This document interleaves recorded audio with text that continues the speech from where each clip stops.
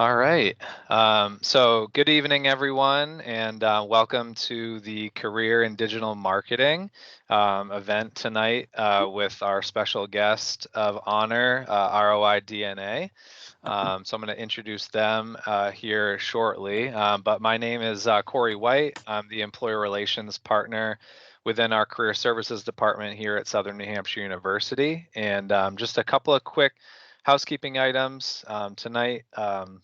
Your experience here at Southern New Hampshire University is very important to us. It's our policy and practice to create an inclusive and accessible learning environment for you. If there are aspects to this presentation's design or its delivery that present barriers to you with accessibility, please notify the Online Accessibility Center at oac@snhu.edu. And for any and all other career-related support, please do contact us by emailing cocecareer@snhu.edu. Now, without further ado, I'd like to introduce both Maggie Steiner and Kristen Dunham from ROI DNA, and I will let them take it away. Yeah, hi everybody. Thank you all so much for joining us on this Tuesday afternoon, depending on where you are, evening. My name is Maggie Steitner, and I am our internship program manager with ROI DNA. And I am lucky enough to be joined this evening by Kristen, who is our Senior Director of Digital Analytics. Kristen's going to be sharing a lot about her background and her career path, so you'll hear from her in just a moment. But a little bit about me: I am just north of Pittsburgh, Pennsylvania. I have 10 years of experience in internship program management and early career recruitment. And so our agenda for today, if it is moving my screen, let's see here. There we go. We're going to share a little bit about who ROI DNA is. Kristen will discuss her career in digital marketing, share some career opportunities within ROI DNA, and then we'll definitely have some time for Q&A, but we would love for this to be interactive as well. So I will be monitoring the chat box. I do have my second monitor over here, so if you see me looking over there, that's what I'll be looking at. But feel free to ask questions as we go, and we'll try to answer them along the way.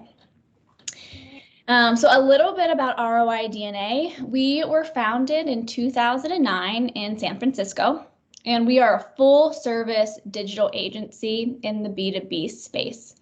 So we do it all from digital strategy, which is go-to-market strategy and growth strategy for businesses, to data analytics, customizing and implementing dashboards for clients, using data to solve problems and tell stories, and then digital marketing, paid social, programmatic, website design, and redesign.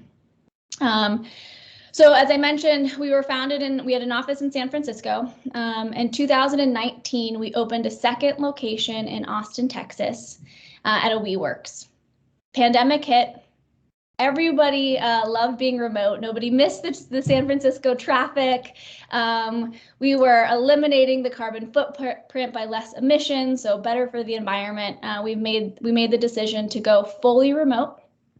So we are permanently remote moving forward. We currently have teammates, I believe, in 23 different states, and I believe some team members up in Canada, which is really exciting. And logistically, how that works is everyone works their own time zone, and our standard business hours are Monday through Friday, 8 to 6.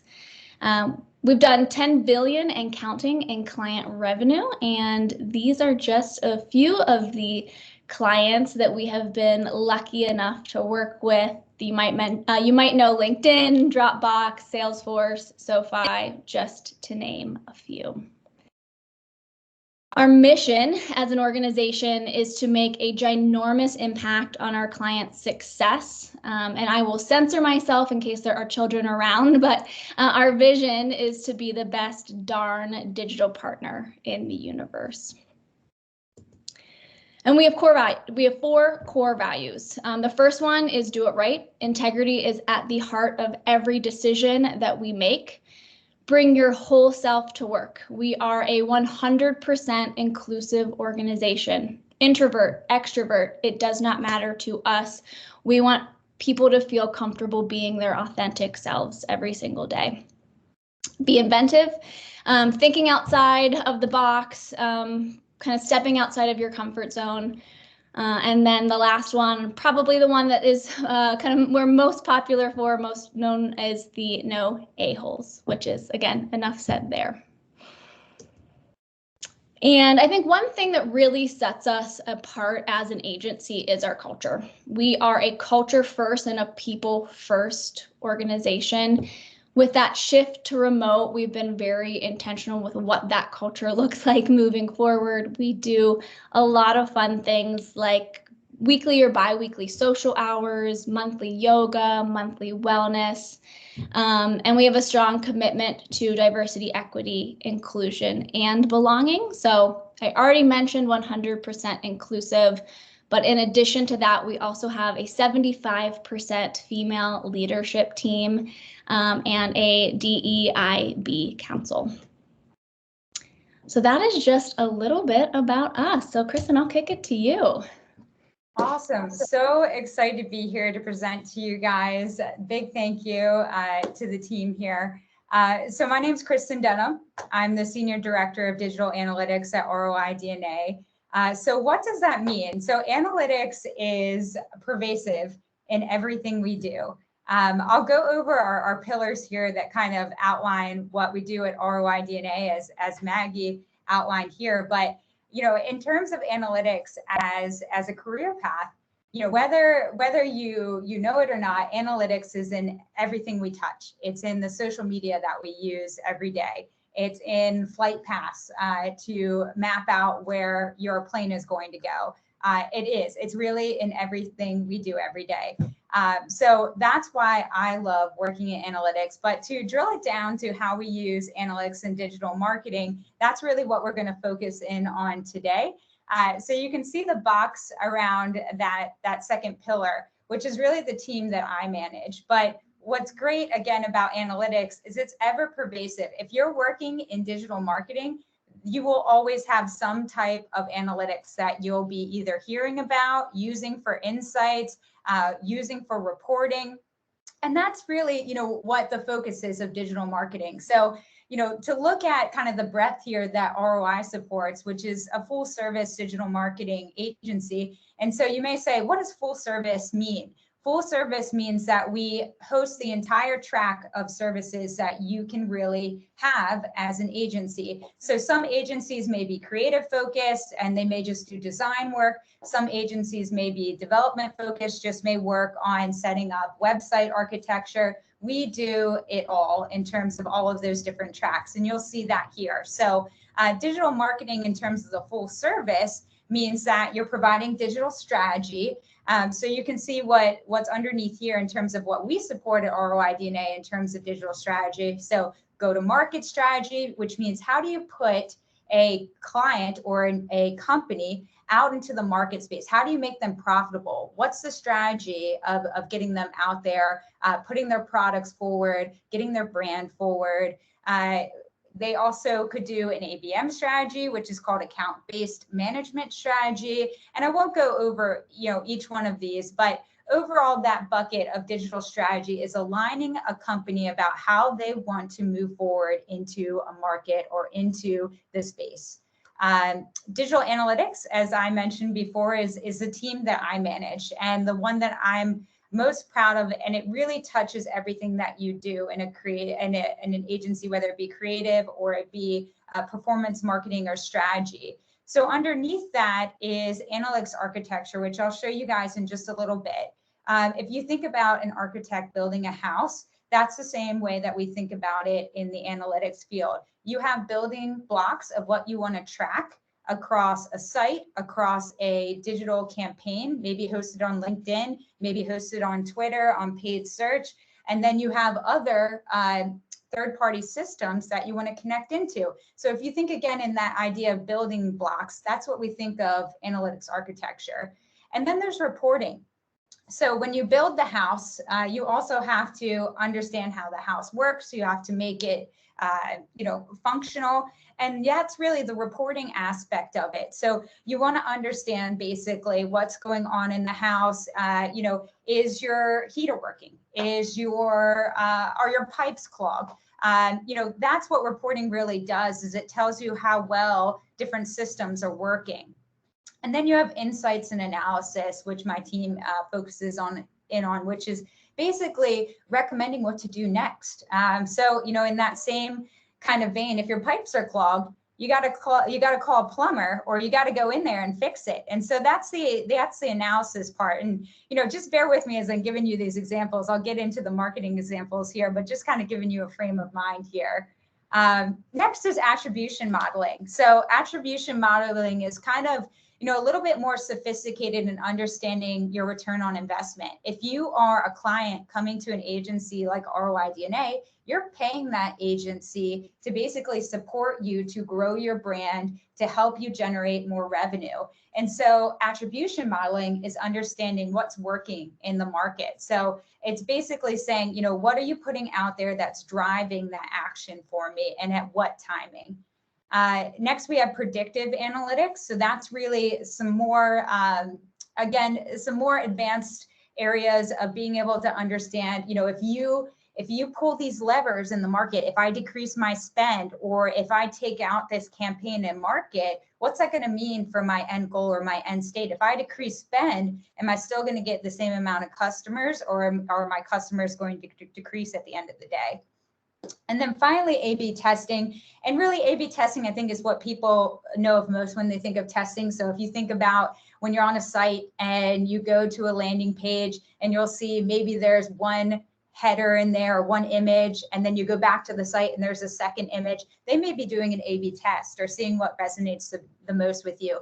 Overall, testing in general is something that my team supports, which is really optimizing a site or a campaign for better usage. So I'll go into this track with you guys, but again, just talking about digital marketing as a whole here and how it connects. The next thing that we'll look at here is really how you support a company. So we talked about strategy, kind of the outline of where to go. We talked about analytics, the measurement of what's going on. And then you actually have, if you will, the input. So doing media work for them, doing that paid search, paid social, maybe it's some word of mouth here that's working for that client, doing the creative services, doing the design for the site, or maybe the ads that are on social, or maybe any kind of billboard work that may need to happen there. And then finally, engineering. So doing an app, doing any kind of animation for assets, which could be an image, doing website design. That's really the breadth here that you have in digital marketing, which makes it such an exciting field. What I love, again, that we just spoke to, is that you're not bucketed into something narrow when you're in digital marketing. There's always different things to learn about. There's always things changing here. And you really have a full breadth of getting to know a lot of different things when you work in that marketing space. So we'll move forward to the next slide, and I'll tell you a little bit more about analytics here. So what does analytics mean at ROI DNA? So I explained a little bit at a high level, and now I'm going to get into a little bit more of a granular detail of what it looks like here at ROI DNA. So what you're looking at in this slide is what's called a MarTech stack, or marketing technology stack. And here, in each one of these images, we're outlining these different products and how it goes into a segment of a client's technology stack. So you can see that there's applications for cloud and on-premise applications. So basically what that means is that they're loading these within the cloud, and that's information stored in the cloud that we can use for reporting and understanding in instances like Adobe Analytics, which you can see under customer info. That's website information. So that's cloud information about the website that we can use to start understanding how well the company is doing, who's visiting the company. And then next we have enterprise data management, which is basically taking all of this information here that you see on the cloud and on-premise application and what we call processing. So basically you're putting it into a data lake, You're doing some data governance. So what that means is that you're segmenting a little bit here in terms of who those users are, what information you can keep and what you can't. So a little bit of processing here. And then next is about the insights we talked about. When we have large swaths of data coming from these applications, we want to say, what does that mean for the client? What does it mean at the end of the day?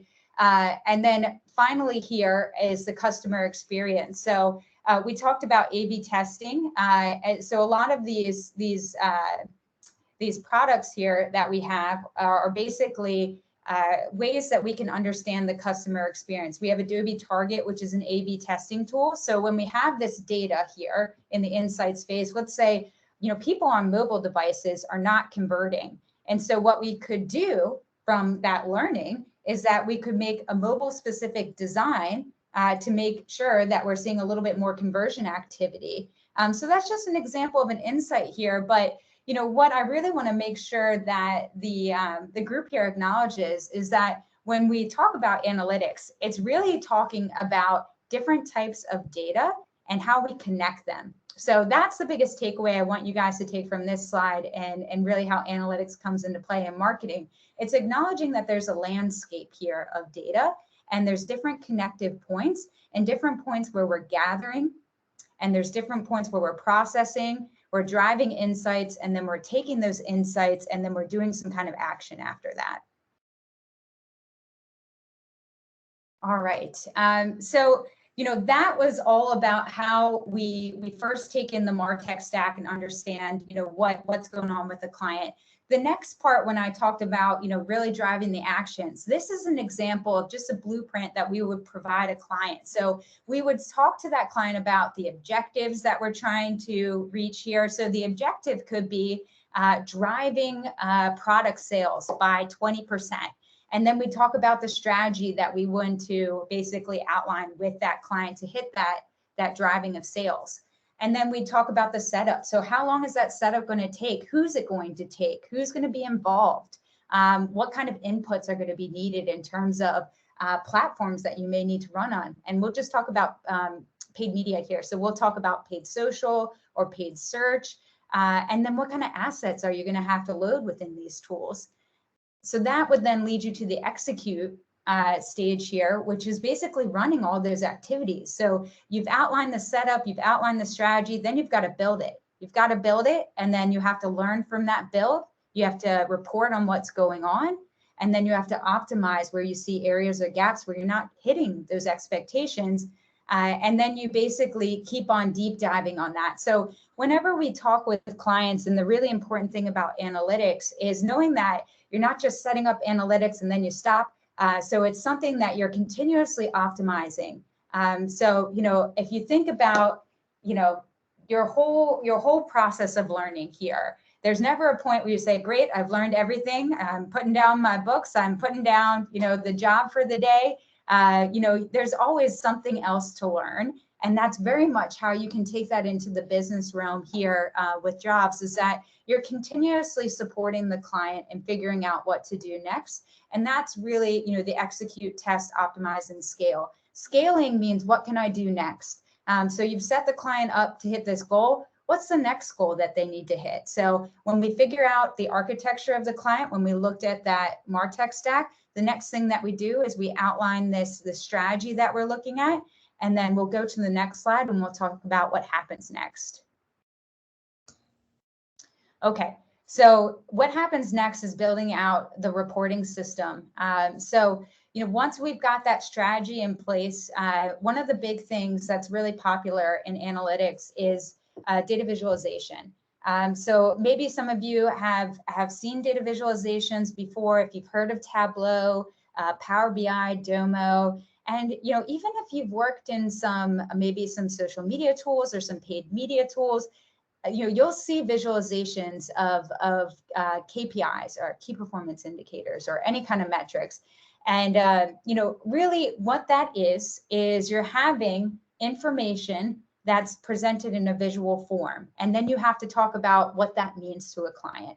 And so we do that here at ROI DNA. And the importance of this is that we just talked about understanding the MarTech strategy, building out that strategy and executing it. And then that other layer in analytics is really providing them that visual so that they can understand, what we're talking about in the market. So you start with data sources here on the left, which if you'll remember, I say, we're setting up media for a client. So maybe we're running Google ads for a client. So we're going to connect that data source or the data that's basically being executed by Google ads. So that could be the keywords we're targeting, the landing pages that we have as basically an ad output, the number of clicks on those campaigns, so on and so forth. That's all data that we would push into what's called an ETL process. This ETL process is basically extract, transform, and load, which is a process here that means you're extracting data, you're transforming that data, you're scrubbing it, if you will, you're cleaning it up so that it makes sense, and then you're loading it into a tool. If you work in data visualization or you find data visualization interesting, I really would say, look into ETL processes. This is really how data visualizations work in the back end.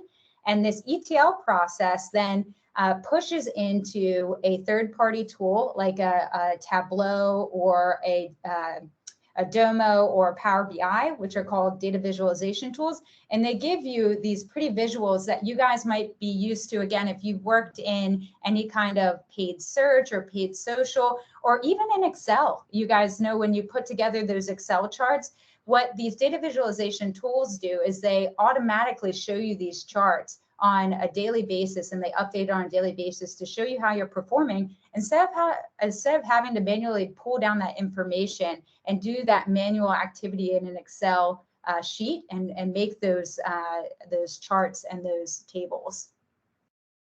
All right, so we've got one more slide to just recap, what analytics means here. And so this is an output of a data visualization tool. So this is an example client dashboard here, where if you'll look to the top left, that largest, what we call card or visual, is talking about conversions and cost per lead for paid social.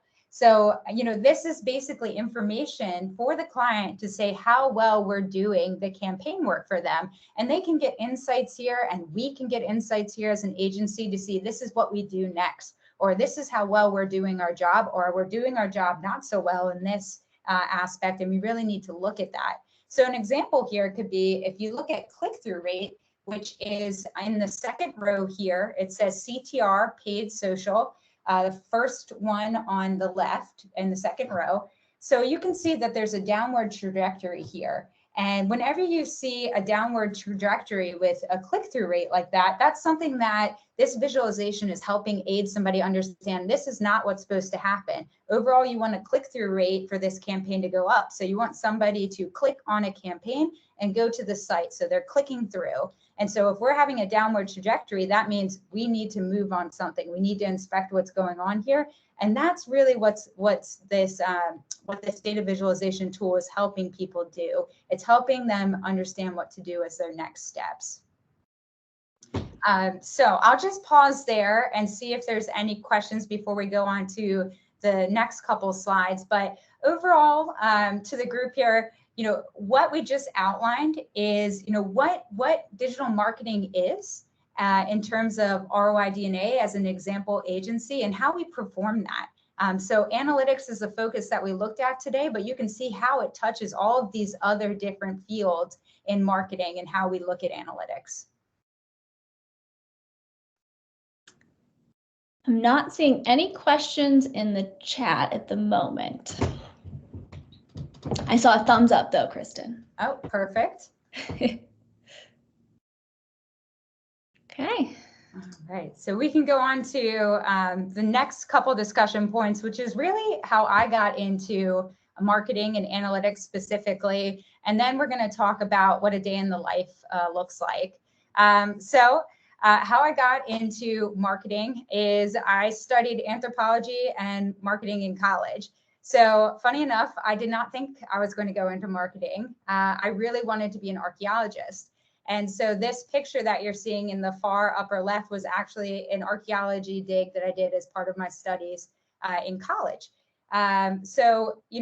I really thought I was going to be an archaeologist. And what was great about my study of anthropology is it really focused on asking questions, which is really helpful when you're working in digital marketing.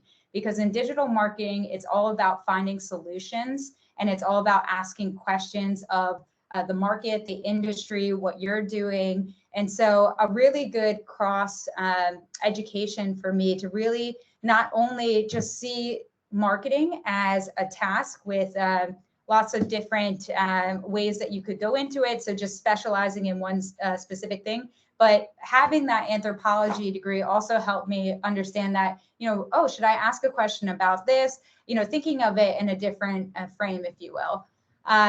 So after I studied in college, I interned. I had an internship at an SEO department at a marketing agency out on the East Coast. And so it was in Baltimore, Maryland, that I started this internship here for a very small agency. I think we were 10 people, if that. And that's really when SEO was just starting out, to give away a little bit of my age. So SEO wasn't really a field back then. It was kind of something that you did to help support a website, but there wasn't really SEO experts. It was very niche. So, that was kind of something that I just got into when it was kind of just becoming trendy, if you will, just starting to be something that was done with websites. And after that SEO internship, I got my first job at a marketing agency in DC. And it was with a department that focused on SEO, paid search, and analytics. So everybody in that department did a little bit of everything. They did a little bit of SEO, they did a little bit of paid search, and they did a little bit of analytics. And I thought that was so valuable, because what it helped me with is really understanding the different facets of marketing. So what's great, again, about marketing is that you can specialize in a field, or you can get your hands dirty in everything. You can, be dangerous and know a little bit of everything, or you can be specifically focused in one field, like analytics or SEO or paid search. So really exciting in terms of that aspect. So after that first job in DC, working in SEO, paid search, and analytics, I really focused in on analytics after that. I really liked working in Google Analytics at that time, and Adobe Analytics, which was called Omniture at the time. And so I looked for jobs specifically in supporting analytics. And so after that, I've worked in 5 agencies supporting global builds, supported everything from a mom and pop shop to global enterprise companies. So, that's really how I got to be where I am today in managing analytics teams. It's really getting your feet wet in tasks here that you find interesting. I really must say, the internship really opened my eyes to what's available in digital marketing. And I would say, if you can, get an internship under your belt, I find it very helpful to just understand what it's like being in the field. And what's really helpful with that as well is you're starting to communicate people who have those jobs, and they can give you a little bit more of an insight of what a day-to-day looks like, and they can give you a little bit more of an insight of those job titles or what those tasks are under that job title. So I really say, if you can get an internship, look out for those. You'll see a lot of companies such as ROI DNA offer internships, and it's supposed to be a supportive environment where they're not expecting you to know everything. They're really supposed to be looking for some research or some insight that you can guide them with. And they're really just looking for you to learn with that process. Peter said, working in DC, you also got education in traffic as well. Yes. Oh, yes. You know that. Which is funny, because I'm based out of Los Angeles right now. So I just went from one traffic city to the next. Which one? I would imagine LA is worse, though. Yeah, it is. I would say it is.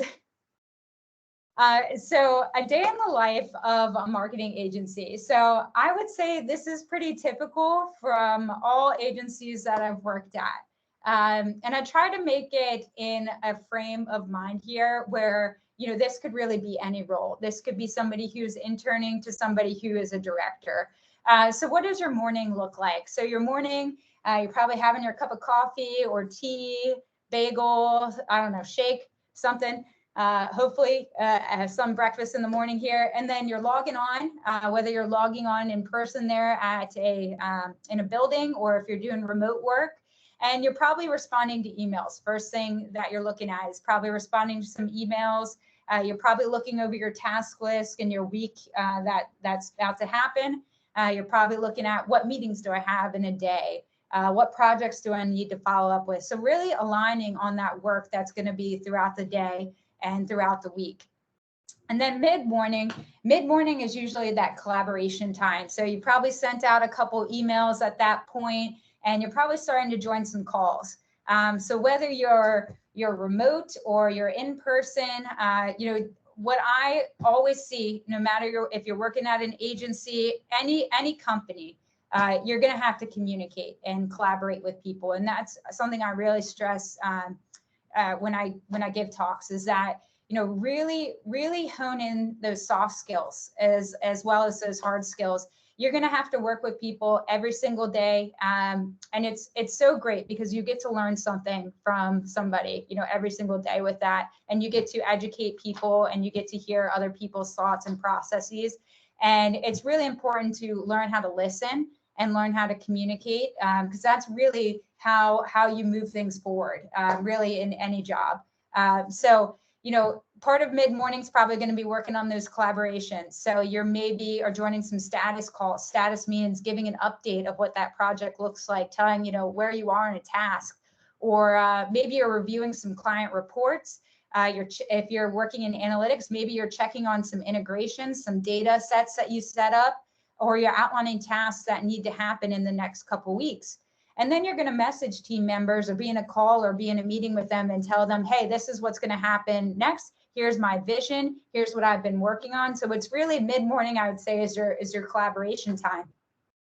And then afternoon, that's usually when that's when the work's getting done in terms of the projects and the tasks. So, you're working through your client work here. You're building key documents out, deliverables. If you guys have ever taken a project management class or heard deliverables, that really means that you're providing something. You're providing a deck to somebody, a PowerPoint. You're providing your message to what needs to happen next. You're providing that insight. So you're providing those key documents, or you're pitching to a client. You're basically selling to a client, hey, you need to do this, but you have to pay us this amount of money for us to be able to support that. It's called a pitch. It's really a sales part, and that's a big part of a business as well.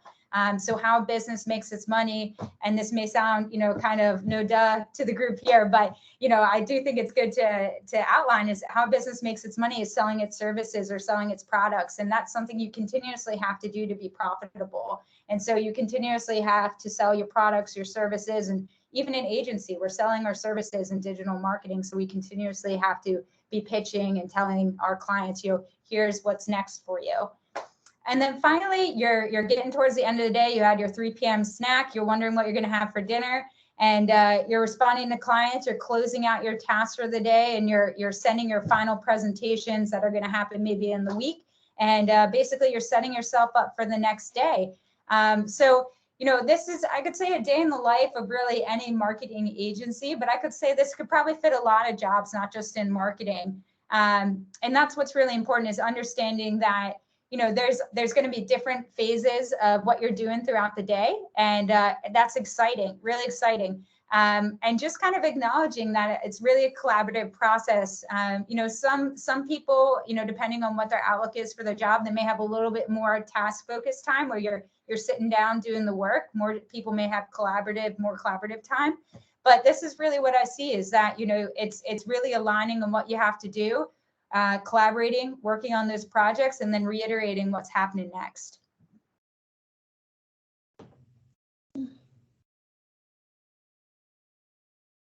So before I move on to career opportunities, why don't we open it up? Questions for Kristen. So we have a question. I have a legal background. Any suggestions as to how to break into the marketing field? Yes. Yeah, so if you have a legal background, that's actually great for today's digital marketing field, because there's a lot of different legal frameworks that are happening in digital marketing with GDPR, CCPA. So a lot of different policies that are happening that impact marketing. So the best thing that I would say is really, look at some of these industry blogs to understand digital marketing as a whole. There's Wired, there's the Digital Analytics Association. And then I would start, really digging into, if you're interested in analytics, specifically looking at Google Analytics. It's a really low barrier to understand analytics. Really look at LinkedIn. LinkedIn has some really great information about digital marketing, and really just start perusing these industry blogs, these industry tools to understand, what's going on there. I really think that's a really good start to understand the framework. And then if you can intern, it doesn't matter what your background really is sometimes in terms of what you study. A lot of people are looking for interns, and it's okay if you don't have a background in digital marketing, as long as you express that you're interested in learning that and why you're interested in learning that. So if you can, maybe see if you can get an internship as well to kind of get the baseline of how a digital marketing firm works. Thank you. A lot of questions coming in. So in terms of, go back up. In terms of potential hires, what's something that marketing agencies look for? That could be a certain degree, certification, or just characteristics. Yeah, that's a really good question. So I'll start with characteristics, because I think that's really important.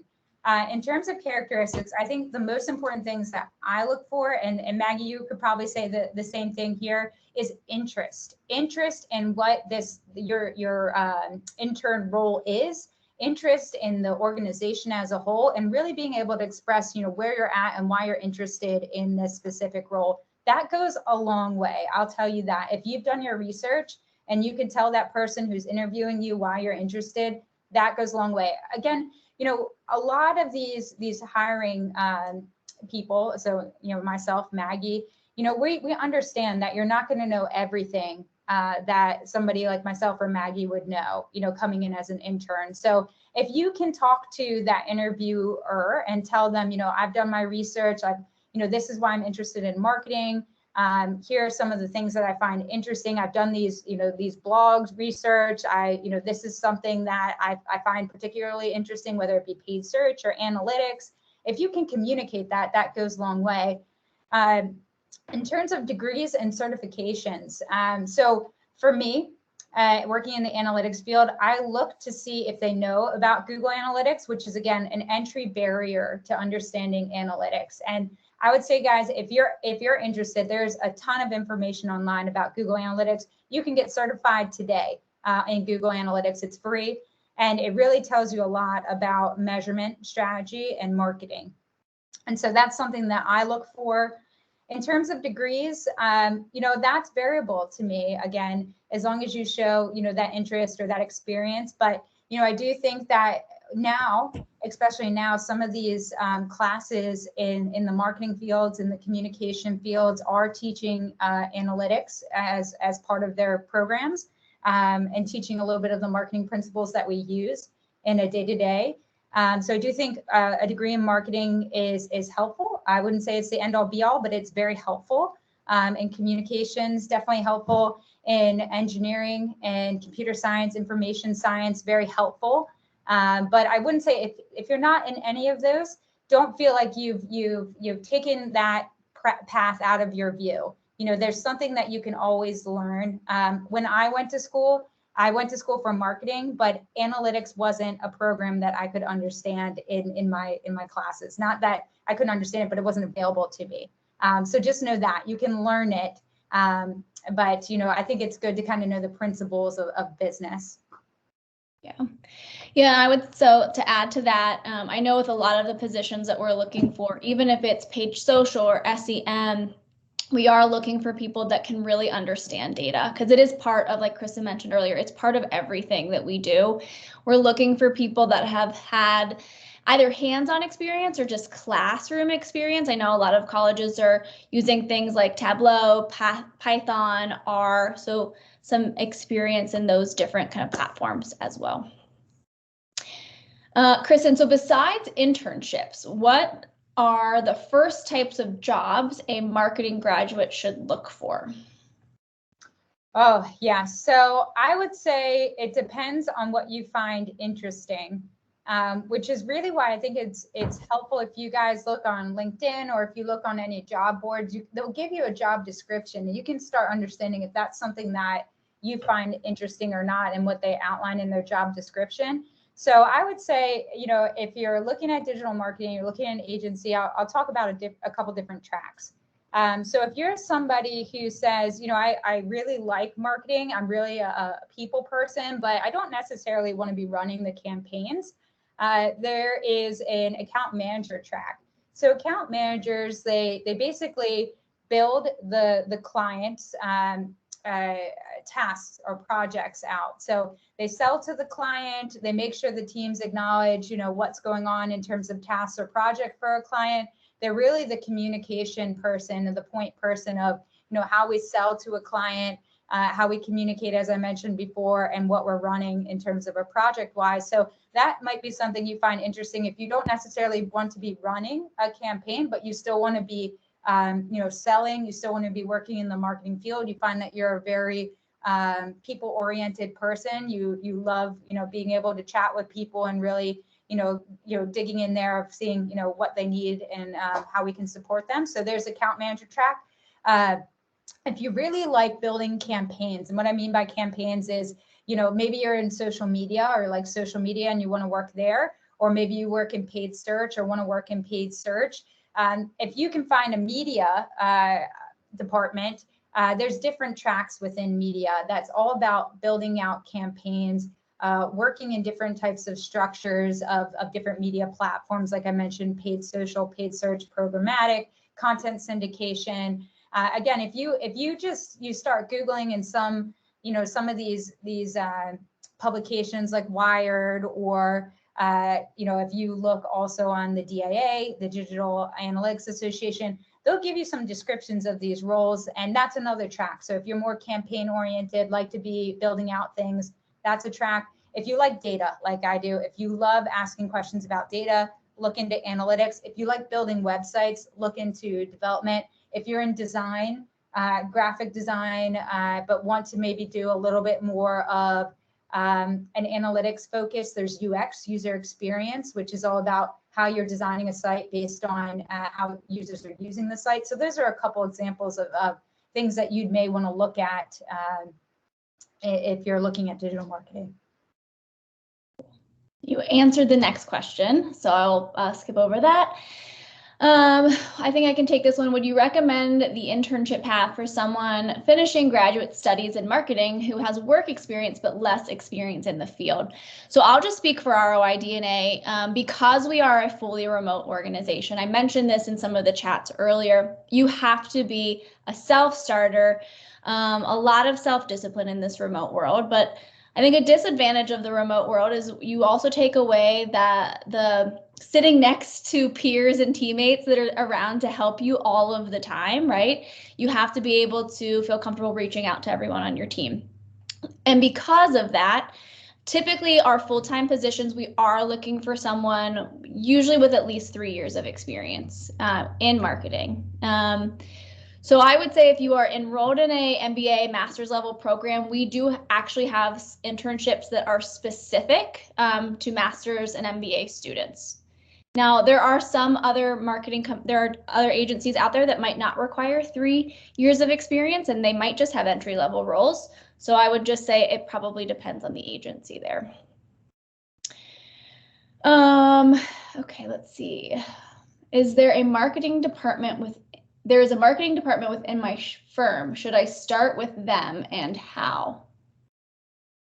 I think that probably depends on your preference. Yeah, and I think the biggest thing is really seeing if you can connect with somebody in that marketing department and say, if you're not in that department currently, maybe just, being able to talk to somebody you feel connected with there and say, hey, do you mind mentoring me or talking to me a little bit about what you do? The one thing I should stress with that is just make sure that your manager knows that, you're still on that team, but that you're interested in marketing.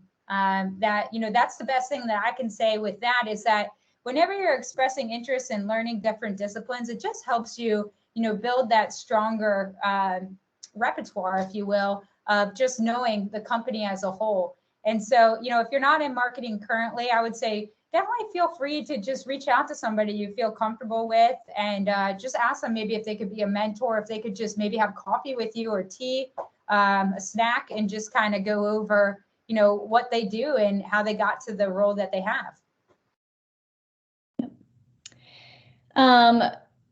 U.S. work authorizations are the same for remote companies as in-person companies. So just to quickly answer that question, in terms of suggestions regarding that roadblock, I would say some of the larger agencies might be more open to sponsorships. So I would do some research into large marketing agencies.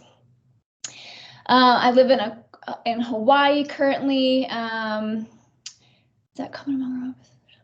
So the question was, working time zones, is that normal in remote world, or is that unique? I think every company that is remote handles this different. There are some companies that are more just asynchronous, get your work done. There are some remote companies that say, hey, we need you to be on the East Coast. We are headquartered on the East Coast. We don't care that you're remote, but you need to be East Coast, or at least feel comfortable working East Coast time zone. Typically in a job description, it will lay out what those requirements are. And if they don't, that's a great question to ask in a first interview. Okay, Dan asked, you mentioned Google Analytics and their certifications. Are there other platform certifications you recommend students completing or reading up on as they look to enter the marketing field? Yes, definitely. So if you're in analytics, a couple that I would look at is also Adobe Analytics.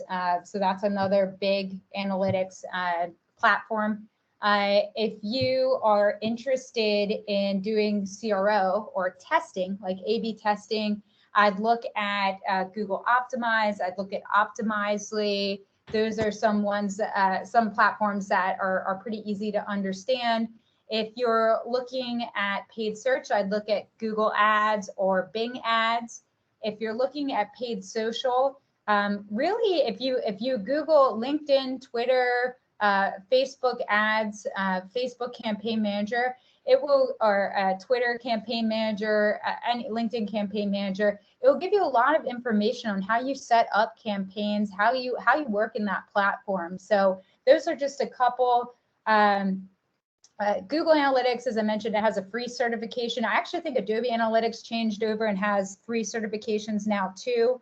So those are just a couple from the analytics side that I think would be helpful. Google Ads also has a free certification that you can run through. Awesome. What are your recommendations for finding a mentor for a new, freshly minted marketing grad?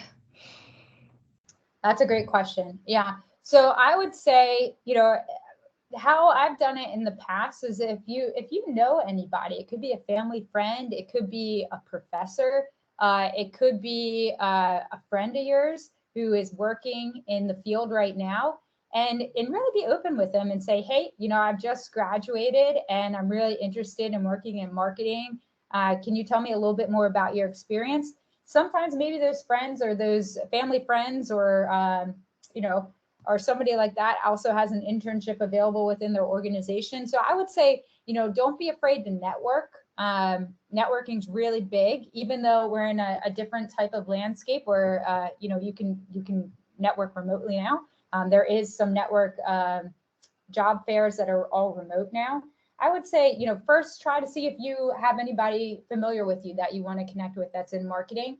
And if not, I would go to these job fairs or these career fairs that they have and start talking with people. And if you find a company or somebody you're talking with at a job fair and you're connecting with them, maybe just ask them, hey, can I email you and kind of just chat a little bit more about this? Mm-hmm. And I would say to add to networking, leveraging LinkedIn, like Kristen mentioned. So if you know Corey, but jump on Corey's LinkedIn and see who he's connected with that works in marketing. Pick one or two people, call Corey and say, hey, Corey, I noticed that you were connected with Maggie and Kristen. I would love a quick introduction. I'm trying to get into the field. Schedule a 15-minute coffee then with those people. And when you call them, say, hey, Kristen, Corey had great things to say about you. Him and I, go way back through school, and I would love to pick your brain for 15 minutes. Be really thoughtful with the questions that you want to ask. Have those laid out beforehand. Do your research before the call, and then follow up with a thank you note afterwards for sure. All right, I think we got through our questions, at least for now. Any other questions before we move on? Cool.